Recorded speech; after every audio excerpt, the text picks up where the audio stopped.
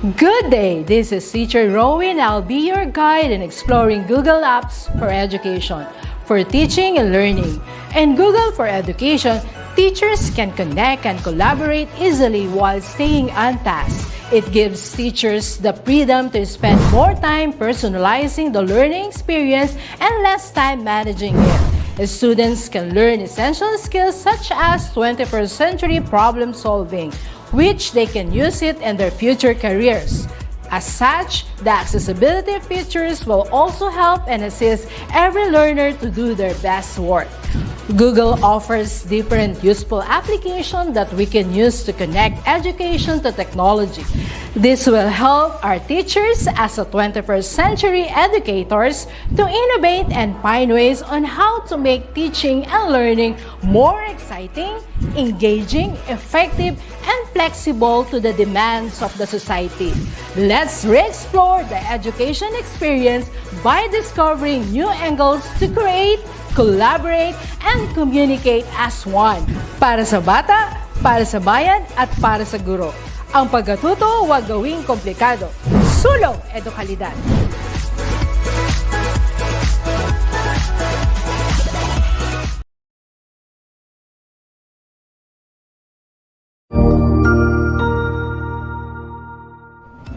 Magandang araw, Sir Wilbur po, at your service. Narito ang ETUlay upang gabayan ka sa inyong pag-aaral upang lubos na maunawaan ang iba't ibang paksa o subject. Ang ETUlay ay isang free online tutorial class na pinangungunahan ng ICT's Educational Technology Unit sa pamumuno ni Undersecretary Elaine Del B. Pascua.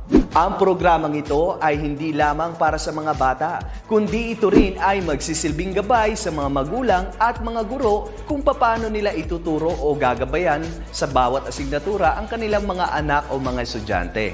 Sa kasalukuyan, ang self-learning module mula sa rehiyon ng Calabarzon at kilala sa tawag na Pivot ang ginagamit sa ating ETUlay online class. Kaya ano pang hinihintay ninyo? Ihanda na ang inyong mga ballpen o lapis, papel o kwaderno at samahan kaming itulay ang pagkatuto para sa bawat batang Pilipino. Sama-sama tayong magtutulungan para malampasan ang mga hamon sa panahong ito. Halina't matuto kasama ang inyong online tutor sa oras na ito.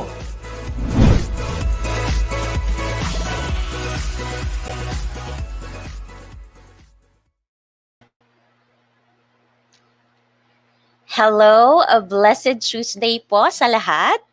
Welcome to our second week ETUlay online tutorial for health optimizing physical education for our senior high school grade 12 students.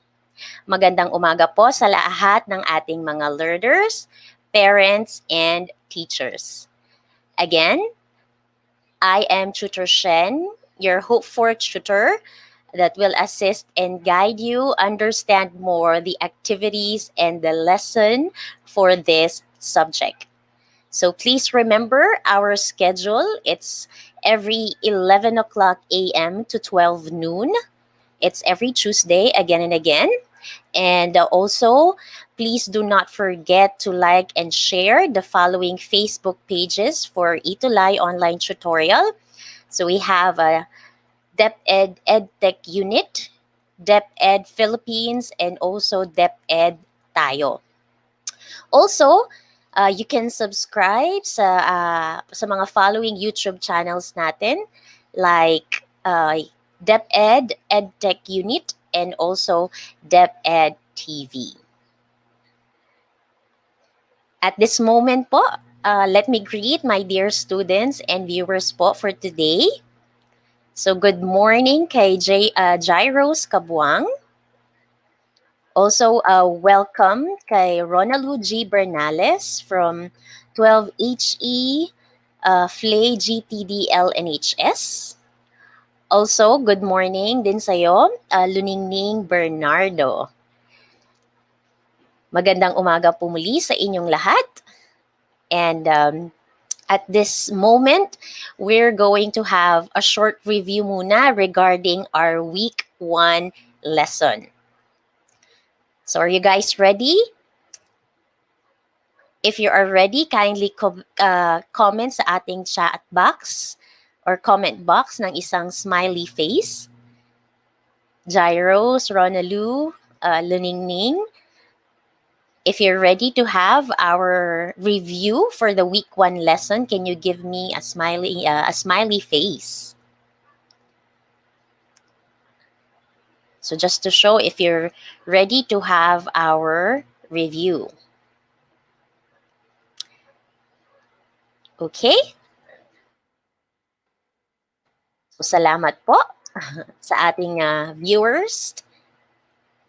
Okay, good morning din, Realyn Morato from Sitio Tanag, Montalban, Rizal. So I guess everybody is ready na po. So we're going to have our review. Si Geraldine, nag-send na siya ng kanyang smiley face. Ready na si Geraldine. Now you just have to answer the following questions. So for the first one, what are leisure activities that people do in their free time? Maaari po bang i-type ang inyong sagot sa ating comment box?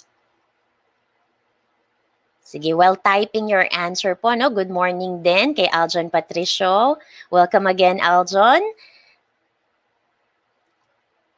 Consistent viewer natin si Aljon from Gen T. De Leon National High School. So students, what are leisure activities that people do in their free time? What is your answer? If your answer is recreational activities, then that is correct. Good job. So remember, ang recreational activities, these are also activities that is fun, relaxing, and refreshing. And at the same time, by engaging to active recreational activities, you can also achieve the fitness level that you want. Next, what are the categories of recreational activities? So if we can choose some of the different recreational activities, ano po kaya ang mga categories na iyon?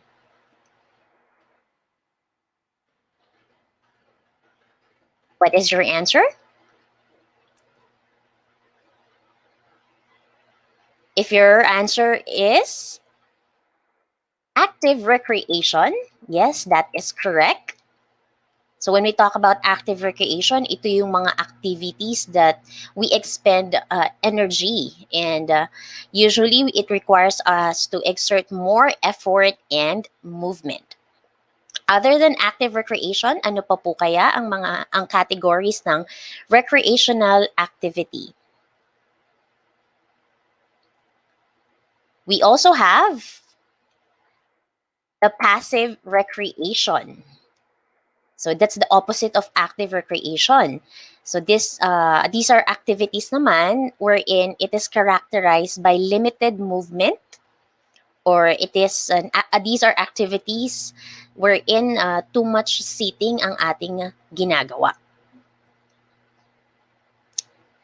Next, we also have the indoor recreation. Okay? So these are activities naman na pwede nating gawin sa bahay or any enclosed area. Okay? And we also have the last one is outdoor recreation. And these are the activities that we do in the field or outside building. So I know you have your own favorite recreational activities na depending on these categories. Good work, students, for remembering the week 1 lesson. And today we are now on week 2, and we are going to discuss and learn about recreational fitness plan. Now, let me emphasize ang ating most essential learning competency This is to set fitness goals based on training principles to achieve and or maintain HRF, or also known as health-related fitness. And to achieve this most essential learning competency, let us have the following objectives. First is describe the nature of wall climbing. Next is explain the principles of physical activity and fit principles. Aside from that is craft a personal recreational fitness plan aligned with fit and physical activity principles.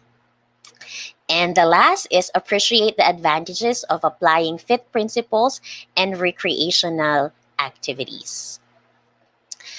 This time, let's have another activity. Now, for the newcomers, for our new viewers po, like Kiana Estuaria from 12 ABM Ramos, Genti de Leon National High School. So let's participate with the next activity. Now, this is entitled Categories. So you just have to categorize the following words with the corresponding fit and physical activity principles. So I hope you could still remember yung fit principles and physical activity. So let's have a quick review still with this. Let's start. So you can see there the different words. And let's start with overload. Now, students, kindly comment saan nabibilang ang overload. Does it belong to physical activity principles or fit principles? Pwede nyo na lang ilagay ay PA for physical activity and then the word fit for fit principle. Let me see your answer.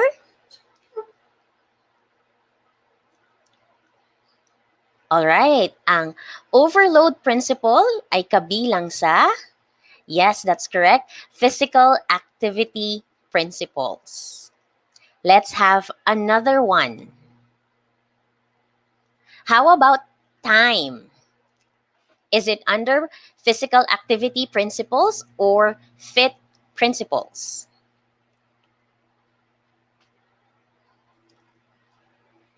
Okay, for time, for the word time, is it physical activity or fit?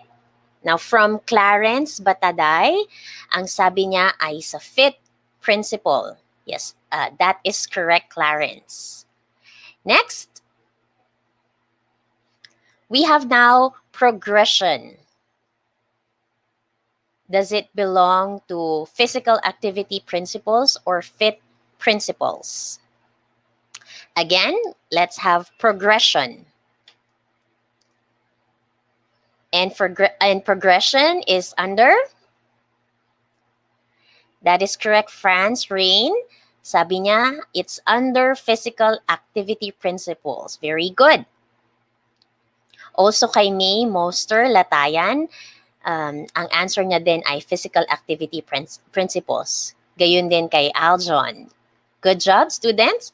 Let's have the next one, reversibility. How about reversibility? Is it under physical activity principles or fit principles? While waiting for your answer, let me greet Carl Steven Busog from 12 ABM Ramos, Genti de Leon National High School. Also kay Kiana Moira. So still from 12 ABM Ramos, Genti de Leon National High School. Welcome po. Ayan na ang kanilang mga answer. Sabi nila, ang reversibility ay under principle, physical activity principle. So good job, Jimnet, Aljon, May Moster, and also Clarence. Next, how about type? Is it under physical activity principles or fit principles? What is your answer?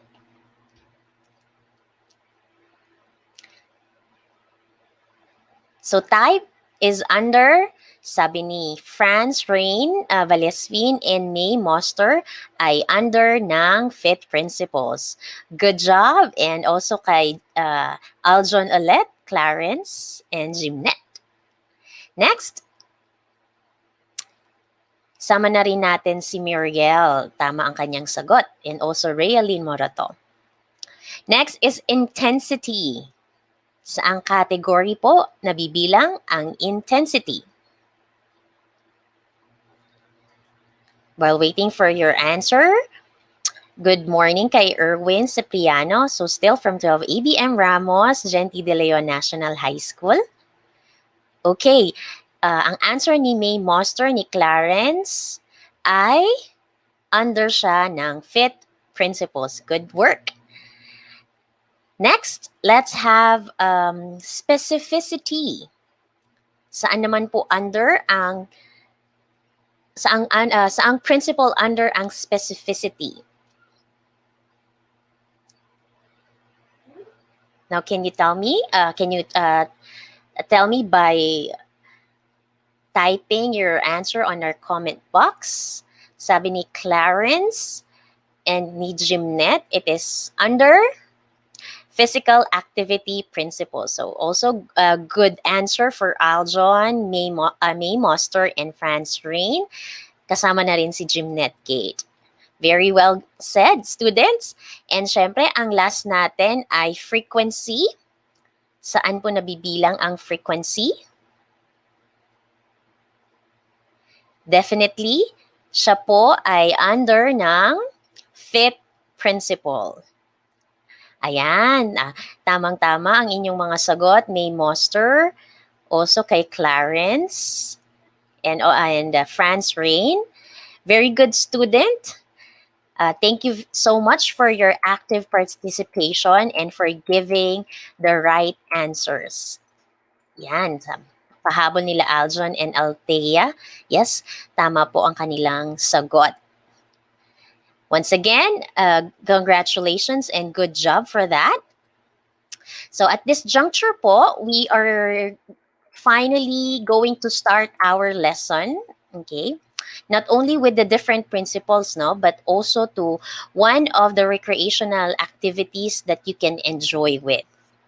So we're going to learn about wall climbing. Do you have idea about wall climbing? Or do you have any experience with this kind of recreational activity?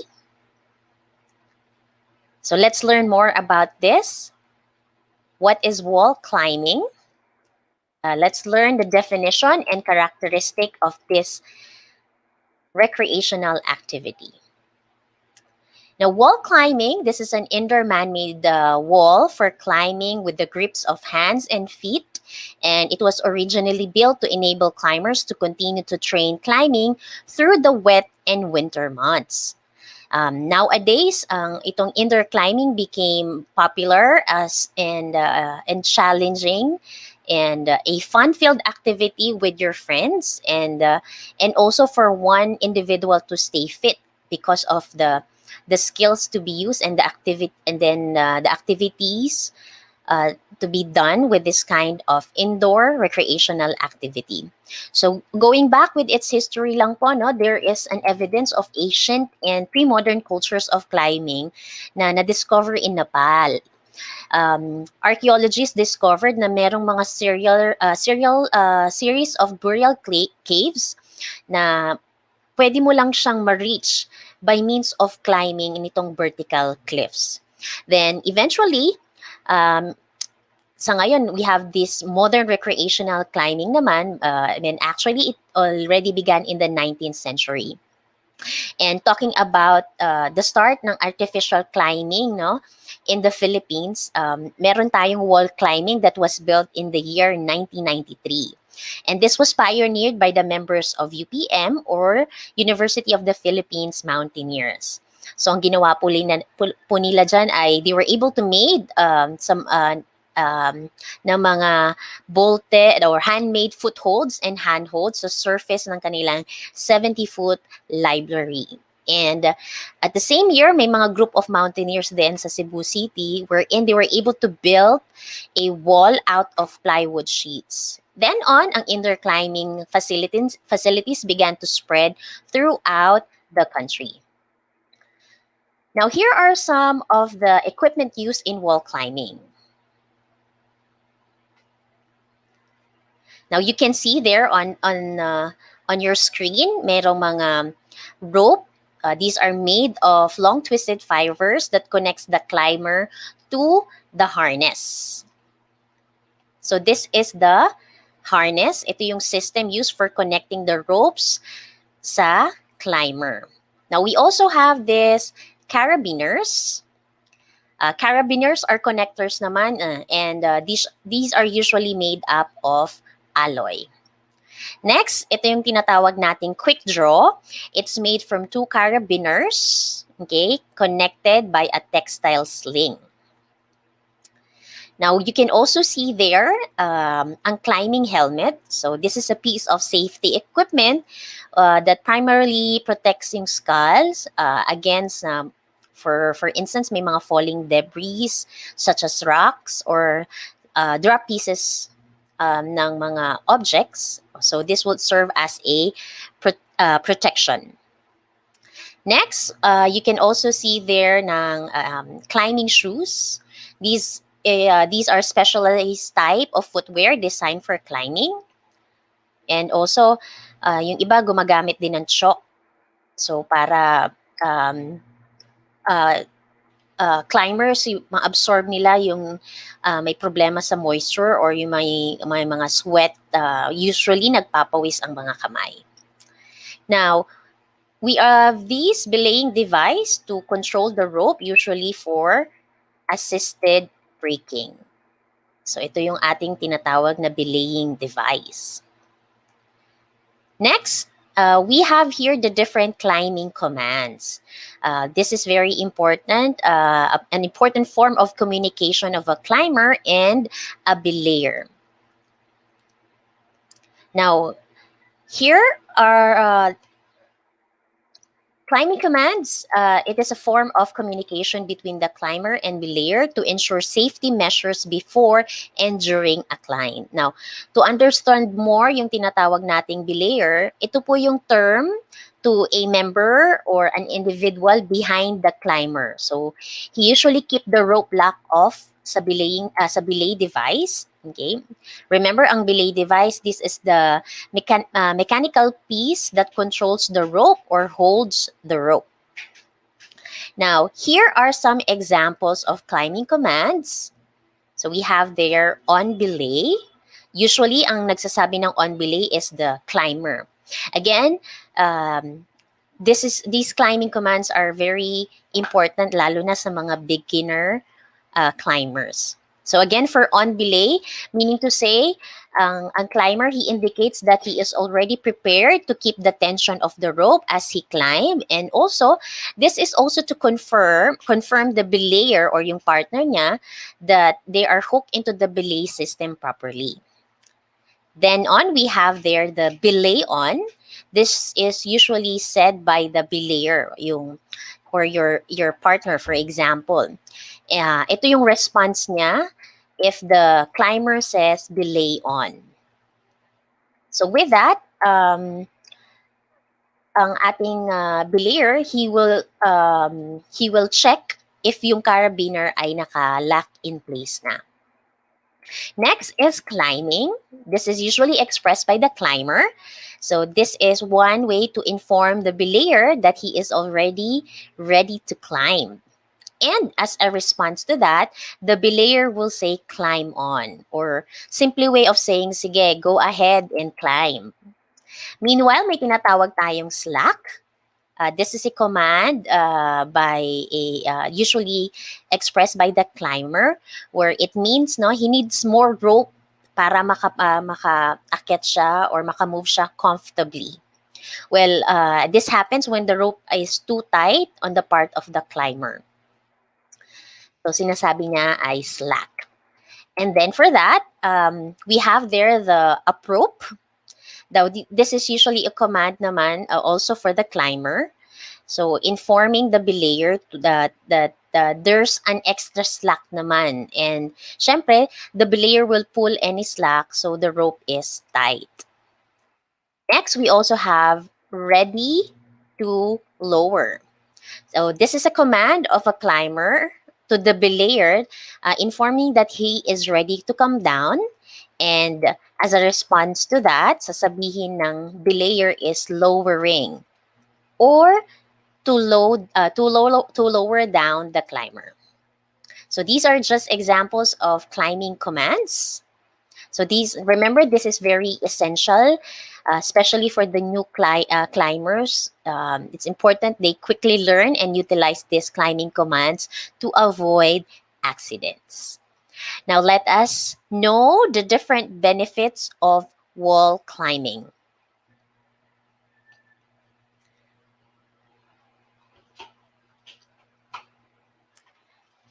Let's start with the physical benefits. Such physical benefits, we have their develop lean endurance muscles, strengthen core muscles, improves cardiovascular system, and then strengthen hands. So for wall climbing, it is considered a total body workout since with the movement na isinasagawa sa ganitong activity as you climb, with that, it make your muscles densely packed. So especially if you have continuous training and climbing, this will most likely improve yung inyong muscular endurance and cardiovascular endurance. As you climb, it can strengthen your hands, your forearms, yung biceps, yung shoulders, also your neck, upper back, ang inyong lower back. So sa mga lower extremities naman, ang inyong thighs and calves. And also, it can also strengthen your core muscles. And with that, mas nasa-stabilize at it makes us stronger. Also, it could also lessen us to be prone sa mga injuries. Next, we have their mental benefits. So we have their goal setting. So you set a goal, either how can you reach the top as safe and as fast as you could. Also, you have their visualization, concentration, and then problem solving. So you try to visualize, you concentrate, and then you try to solve or analyze, no? Kung saan climbing holds kayo, wherein saan nyo isa-set ang inyong hand and inyong foot to be able to reach the top and then also safely go down. Aside from that, self-confidence, it can boost your self-confidence na you can achieve something. You can be successful in doing something. Next, we have their determination. A strong determination will let you continue climbing and finally experience yung tinatawag nating sense of achievement after finishing the climb. Next, we also have the social benefits. Now, this can build network and friendship, also build trust, especially to the belayer or yung inyong partner. It can also improve your communication and listening skills. And aside from that, it can also build the leadership skills and eventually builds character. So you're being positive in different things, or yung character na being persistent, and also respect not just to the people around you, but also with the equipment and facilities. So overall, wall climbing, it's not just a physical activity. It's not just an avenue to have fun, but it can also improve your social interaction and one way to achieve good mental health. Now here is a short, you can see here a short video about the facilities of indoor wall climbing. So somehow you can see there the climbing holds. You can see the movement made by the climbers.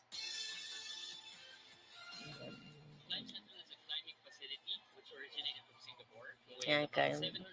So, this is a facility of the Climb Central. Uh, So, you can see there, a climber. Ayan na yung harness. Okay. Ayan. Climbing shoes. All right. So, they all can also try to analyze, no, kung paano, how they can reach the top. Sa kanila, meron na silang auto-belaying device. Okay. Ayan. So, as they reach the top, they can safely go down. All right. Ayan. So, that is an example of a facility and how to do wall climbing. Now, this time, let's move on to the principles of physical activity. So let's start with overload principle. This principle specifies the increase of intensity, time, duration, or type of a workout to little by little achieve adaptations. No? Ano yung tinatawag nating adaptation? This is the improvement of your strength, your endurance, your flexibility, or your muscle size. This principle of adaptation, it simply means that if your body is performing beyond the normal, just imagine you are living in a sedentary lifestyle. So it is characterized by too much sitting. And then eventually you decide to engage in a certain active recreational activity, like for example, this wall climbing. So somehow as preparation, you prepare your body by weightlifting or doing some aerobic activities. And then eventually you engage to wall climbing. With that, you can achieve quick benefits like it can improve cardiovascular system or your muscular strength. So that's the meaning of overload principle. Next is principle of progression. Progression is considered a development or continuation of overload principle. But for this principle, it's very important that you do this gradually para di rin mabigla ang iyong katawan. So for example, you may start slowly while climbing and then gradually increase your activity and then just keep overloading it and for you to avoid overuse injury. So dapat it should be gradual. Now, fit principles is usually related to the principle of progression. Now, so for you to see yung continuous benefits and improvement of your physical health, again, a gradual increase in the intensity of your physical activity, yung days and time as you engage to this activity, then eventually it will increase your fitness level. Next, we have here the principle of specificity. It states that you get what you train for. A body part gains according to its relevance to the conducted physical activities. Now, for instance, you want to develop your cardiovascular endurance or your muscular endurance. Now, knowing the benefits of wall climbing, no, if you want to specifically improve this health-related fitness, you can engage to wall climbing because it can directly improve your cardiovascular endurance and your muscle strength. Next is the principle of reversibility. This principle is described as the use it or lose it.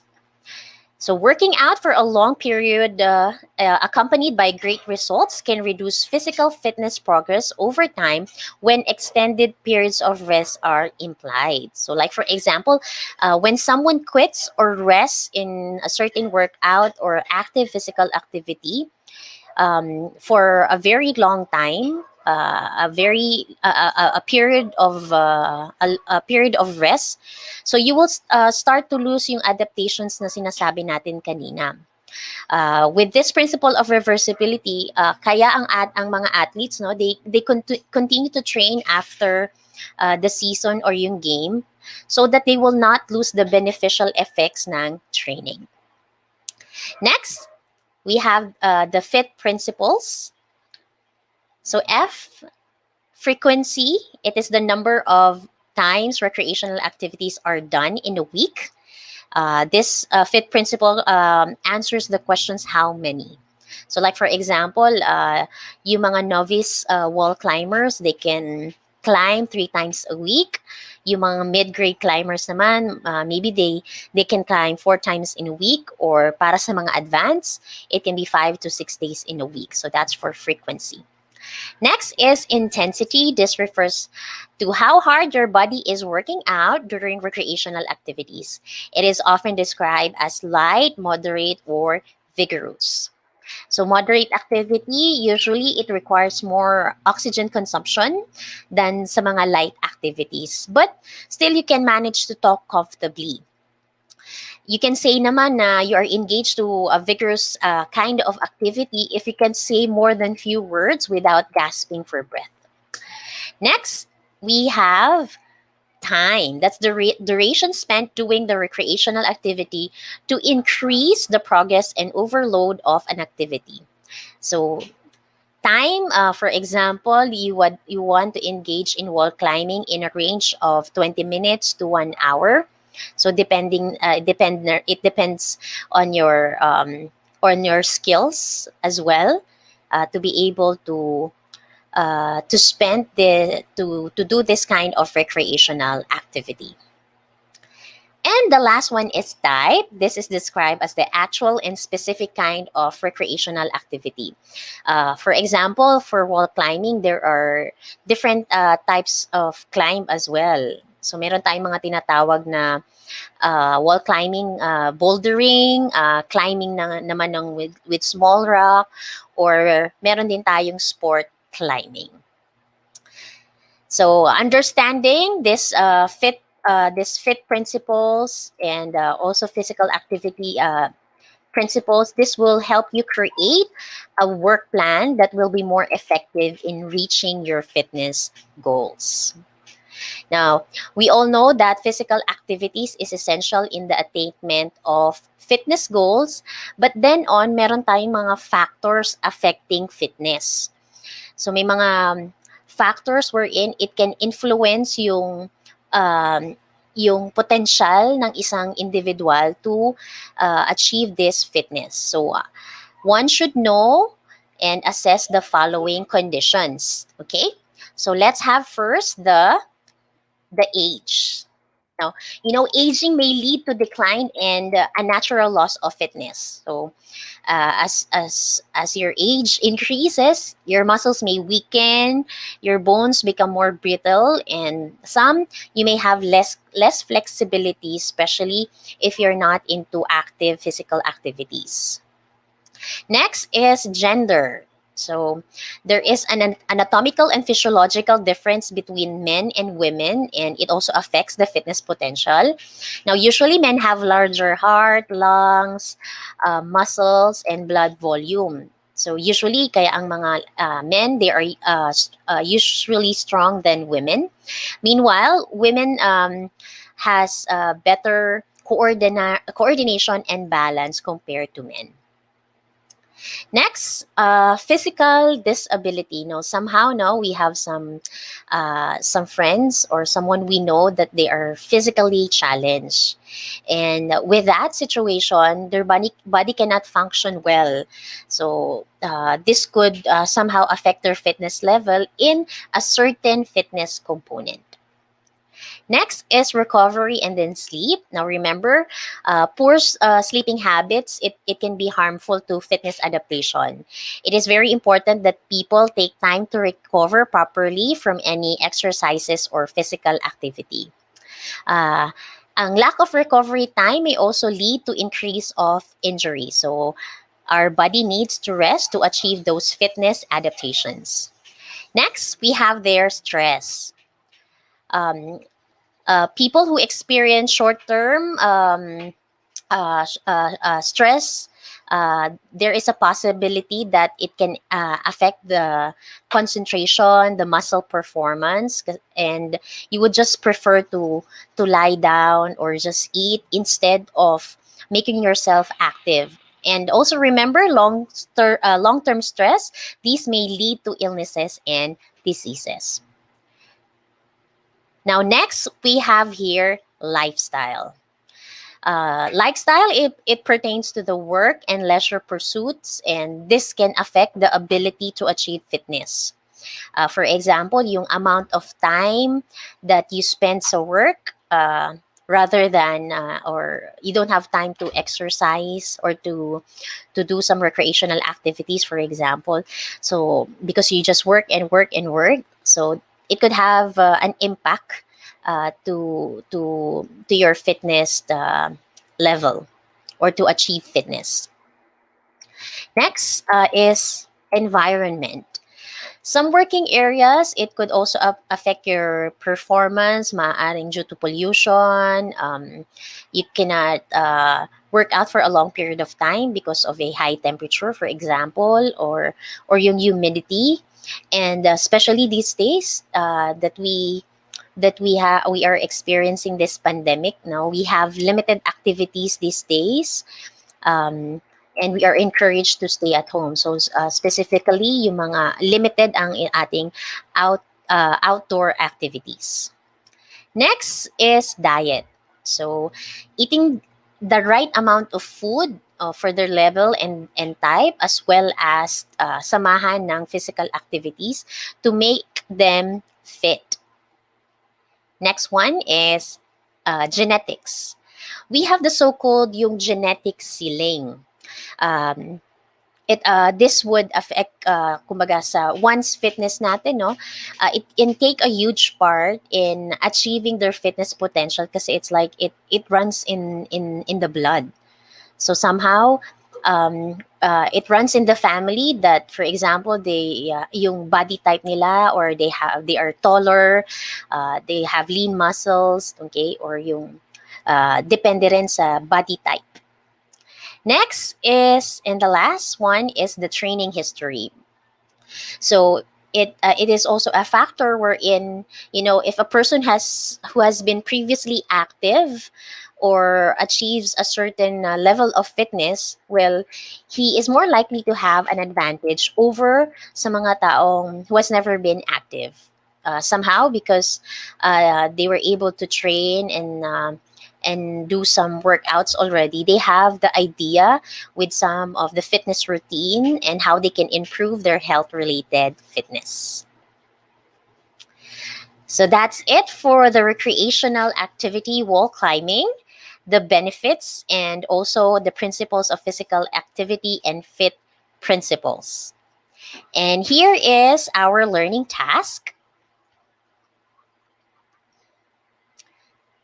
So you have there the recreational fitness program. So let us make your fitness goal turn into reality. So you can see here on your screen, you have to create your own recreational fitness program by applying the FIT principles. You can plan to achieve your fitness goals on wall climbing activity, but if it's not necessary, try to think of some activities that it also consists the same benefits like wall climbing.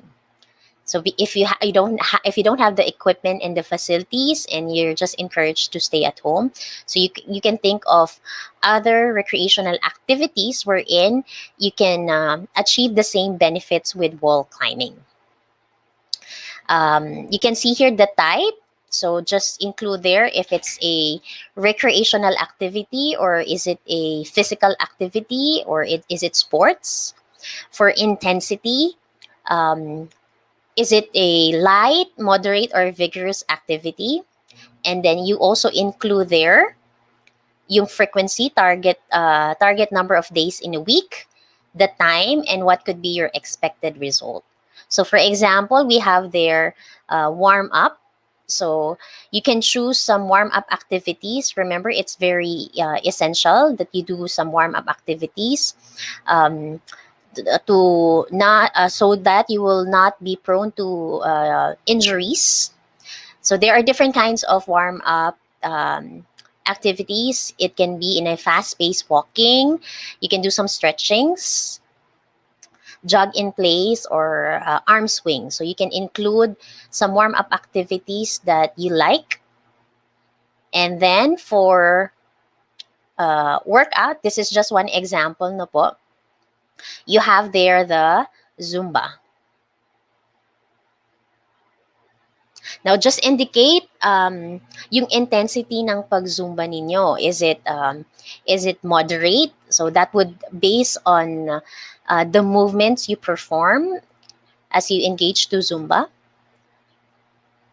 Also, how many times do you have to do this kind of recreational activity or physical activity? So, like for example, you want to do this 3 times a day. And then for time, 30 minutes, or it would also depend kung kaya nyo ng 45 minutes or 1 hour. And then, this will be the expected result.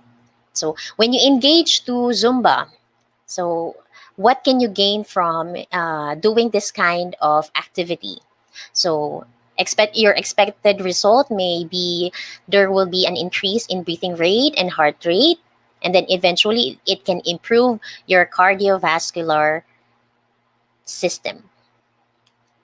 And for the cool down, so it's also important, no, after a workout, you do some cool down exercises, like for example, yung mga static stretchings.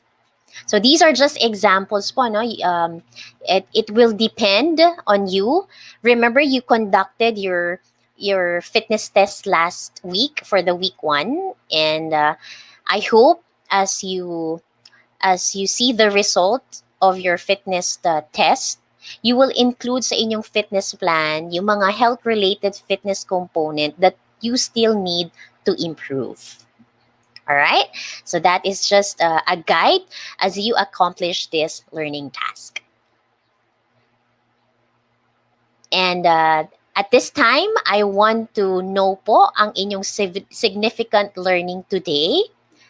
So based on our discussion, ano po ang inyong natutunan? While waiting for your answer po, let me greet Jewel Ann Basit from 6 Maaasahan. Okay, Hyacinth Ricorte, watching from Maslog National High School, Division of Davao City. We also have there Jessa Fadol from 12 ABM, Parada National High School. Yes, hi din po Annalisa, Adrian B. Aquino, John Vincent Ardidon.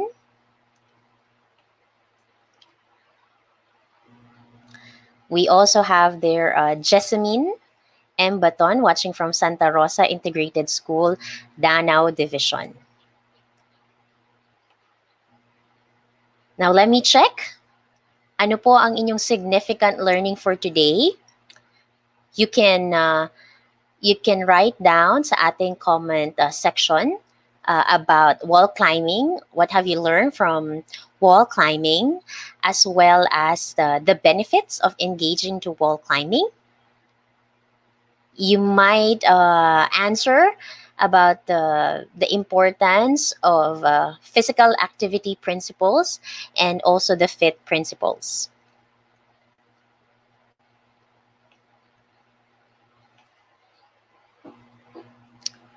Yes, Jessamine, watching from Santa Rosa Integrated School. Oh, it's Danao City Division. I'm sorry. So, Danao City Division po. And also kay Pres Castañares, watching from NSCES, GSC. Thank you for tuning in. So, what are your significant learning for today, students? So, you learned the different, okay, the physical mental and social benefits of wall climbing. So I hope you appreciate the different benefits of this and how it can help you attain fitness. Also, ano ulit ang ating mga physical activity principles? Yes, we have the principle of overload, progression, specificity, and reversibility. That's correct. And how about for the fit principles? Ano nga po ulit? Ang F it stands for, yes, it's frequency. I is intensity. T is time. And lastly, another T is type. Also, I hope you've learned the different factors affecting fitness. Yeah, so you just have to check and assess as well. That's why somehow medyo yung adaptations na tinatawag natin, no, hindi masyadong mabilis because there are some factors to be considered for you to achieve this fitness. Okay, meron pa po ba kayong maidadagdag sa inyong significant learning for today?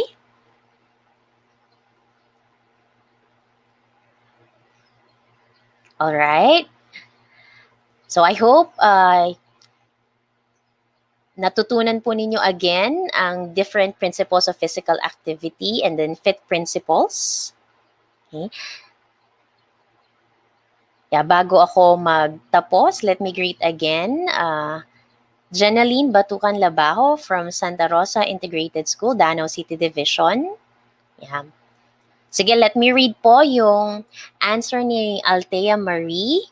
So wall climbing, what she learned on our session is it is an example of indoor recreational activity that can help us build our social relationship. Very good answer, Althea. So that's her significant learning today. Ayan. So I think Althea was able to appreciate yung benefits ng wall climbing activity. Okay, so once again, thank you learners for your active participation today. I hope you were able to understand the topic discussed, and also it helps you to have an idea para ma-accomplish yung learning task for this week. And we greatly appreciate po your comments and suggestions. You can email us at edtech@deped.gov.ph. So we welcome your suggestions and comments. And that's all for today. I hope you understand and you will value more these recreational activities and also encourage yourself, even though we have limited activities at this current situation. No? Please encourage yourself more to be active, safe, and healthy. So please remember, be tougher than your excuses. Dare to be fit. Maraming salamat po sa inyong pakikiisa and keep safe and God bless everybody. Thank you, students.